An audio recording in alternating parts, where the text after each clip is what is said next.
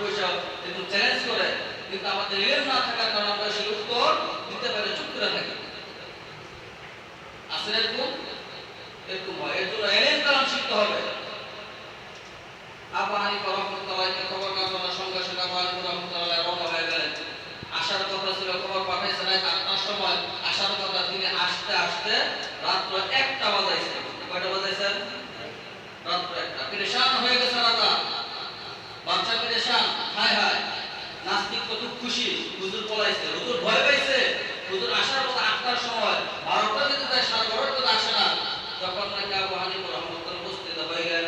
বাচ্চা মনে করতে সাহস পাইলেন এবং অতি নম্র স্বরে জিজ্ঞেস করলেন, হে ইমাম সাহেব, হুজুর, হে বুজুর্গ মানুষ, হুজুর আপনি কেন দেরি করলেন? আমাদের যদি একটু বলতেন আমরা খুশি হইতাম। আপনার জন্য অপেক্ষা করতেছি। রাত ৮টার সময় আসার কথা ছিল, আপনার আসলে ১টার সময়, কারণটা কি? ইমাম আবু হানিফা রাহমাতুল্লাহ আলাইহি বলেন, ভাই সমস্যা আছে। কি সমস্যা? আমি যখন রাস্তাতে রওনা দিলাম, আমি তো থাকি নদীর ওই পার, আপনার বাদশাহী তো নদীর এই পারে, যার কারণে আমার একটা রাস্তায় একটা দুর্ঘটনা ঘটে গেছে। একটা ঘটনা ঘটছে। কি ঘটনা? কি ঘটনা?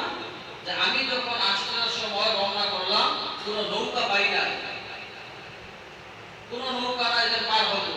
অনেক সময়, দীর্ঘ সময় দাঁড়া থাকার পর আমি দেখতে পেলাম যে হঠাৎ করে কিছু নৌকা বানানোর জন্য তক্তা ব্যবহার জন্য কাঠের তক্তাগুলো নদীর মাঝখান থেকে ভেসে ভেসে আসতেছে।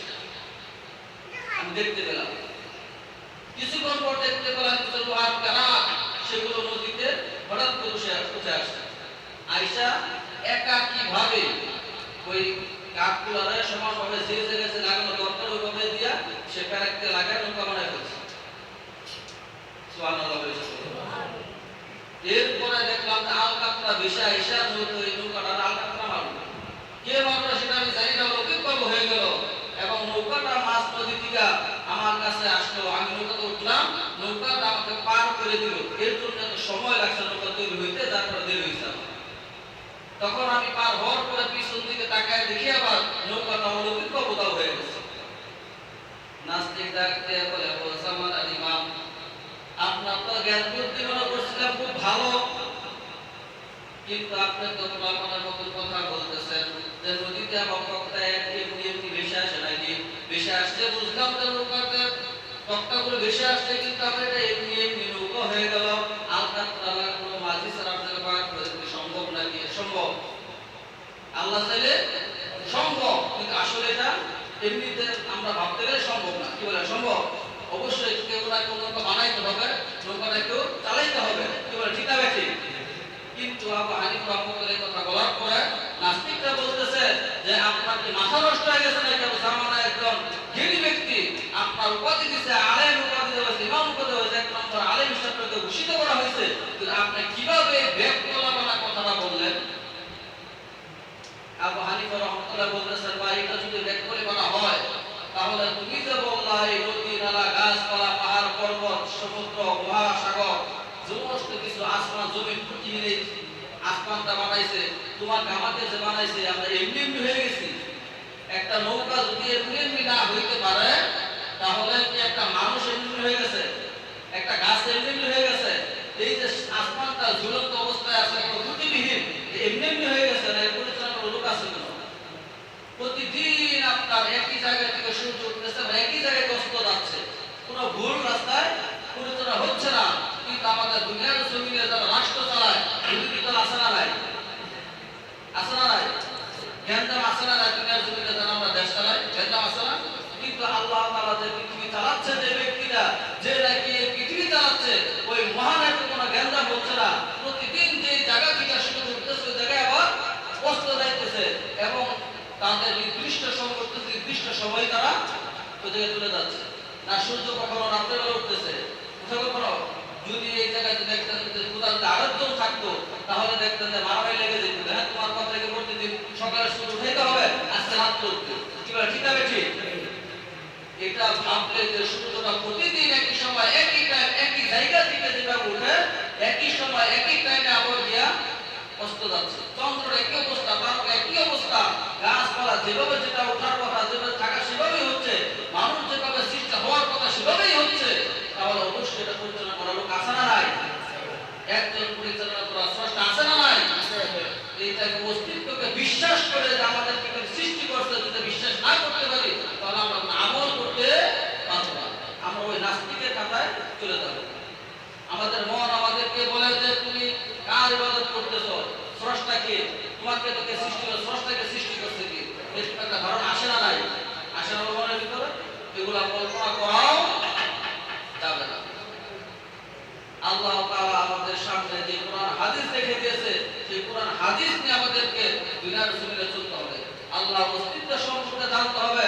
আল্লাহ আমাদেরকে কেন সৃষ্টি করলেন, কি কারণের জন্য পাঠাইলেন, আমাদের কাজটা কি, আবার আমরা যে চলে যাব, চলে যাওয়ার পর আমাদের কি করা হবে, এগুলো জানার দরকার আছে না নাই? এগুলো আমাদের সকলকে এটা শিক্ষা করা দরকার। আমরা এগুলো সম্পর্কে ধারণা রাখি না, উপন্যাস পড়ি, সিনেমা দেখি, সিনেমার মধ্যে গল্প বোঝা, একবার সিনেমা থেকে মুখস্থ করে আবার সেটাকে আড্ডা দিয়ে বলতেছি, গান একবার মুখস্থ করে গান বলতেছি, অথচ আমাদের মুখ থেকে একটা কোরআনের আয়াত বের হয় না। হয় বের হয়? হয় না। আমাদের কত সময় সিনেমা দেখতে গিয়ে আমরা নষ্ট করতেছি, কত সময় গল্প গুজব করে নষ্ট করতেছি, অথচ আমরা ৫ ওয়াক্ত নামাজ আমাদের ১০টা মিনিট করে লাগবে সেটা আমরা করতে রাজি না। লক্ষ লক্ষ টাকা দিয়ে আমরা কুরবানি করলাম, অথচ জোহরের নামাজটা মসজিদে পড়লাম না। হয় নাই? এরকম হয় নাই কোরবানির সময়? হয়েছে না হয় নাই? এই কাছের ভিতরে অনেক লোক কুরবানি করছেন, বলবেন হয়তো রক্ত দিয়ে ভরা ছিল আমাদের কাপড় চোপড়, কিভাবে নামাজ পড়বো? ভাই, আল্লাহ তাআলা আপনাদের রক্ত দিয়ে কাপড় ভরা ছিল, এই কথাটা আল্লাহ তাআলা কাছে উপস্থাপন করতে পারবেন না। উপায় ছিল তো আপনার, আপনি যে জায়গায় কুরবানি করছেন সকলের বাড়ি আশেপাশে ছিল না নাই? সকলের বাড়ি আশেপাশে। এমনকি আপনারা যদি চাইতেন যে একটা লুঙ্গি নিয়ে যে সাথে করে যখন নামাজের সময় হবে ওই 7টা লুঙ্গিটা করে কুশকুলি ছিল, বল ছিল, নাই একটা টুকতে গোসল কইরা ওই কাপড়টা বলতে ওই কাপড়টা নামাজ পড়তে পারতেন কি পারতেন না? পারতেন না সকলে? কিন্তু আমরা তা করি নাই। গোশত খাওয়ার জন্য, গোশত বানানোর জন্য, গরু বানানোর জন্য পাগল হয়ে গেছি, আমাদের কুরবানি কবুল হয়ে গেছে। বিষয়টি এরকম? এরকম নয়। আপনি আল্লাহর অস্তিত্ব বিশ্বাস করবেন না, আল্লাহর হুকুমকে মানবেন না, গোশত খাওয়ার জন্য কুরবানি করবেন লক্ষ টাকা দিয়া, আর আল্লাহ তাআলা আপনাকে কবুল করে নেবেন কিভাবে আপনি বুঝলেন এটা? আমি কুরবানি ঈদের আগে এই বিষয়ে বহুতবার বলা হয়েছে যে আপনারা যারাই কুরবানি দিবেন আপনারা অন্তত নামাজটা ঠিক মতো পড়বেন। ফজরের নামাজ ঈদের দিনে আমরা 10-12 জন নামাজ পড়ছি, জোহরের নামাজ একটা হয় না, আমার বড় লোক ছিল। এই যে আমরা মুসলমান দাবি করে আমাদের একজন যদি তাদেরকে বলা হয় আপনার মুসলমান না, কাফের হয়ে গেছেন, নাস্তিক হয়ে গেছেন, আপনার ফাসিক হয়ে গেছেন, এটা রাগান্বিত হয়ে যাবে। অথচ আল্লাহ রাসূল বলে গেছেন যদি ইসলামের ভিতরে তুমি থাকতে চাও, কাফের থাকতে চাও, যদি মুসলমান দাবি করতে চাও, তো তোমাকে নামাজ পড়তে হবে, তুমি কাফের হয়ে যাবে। কারণ নামাজ এবং কাফের এবং মুসলমানের ভিতরে পার্থক্য হলো নামাজ। আমরা যতই মুসলমান দাবি করি, ইমানদার দাবি করি, মুমিন দাবি করে আসলে আমরা আদৌ ইমানদার হতে পারি নাই, মুমিন হতে পারি নাই, মুসলমান হতে পারি নাই। ঠিক না? ঠিক। আল্লাহ আমাদেরকে বোঝা সহি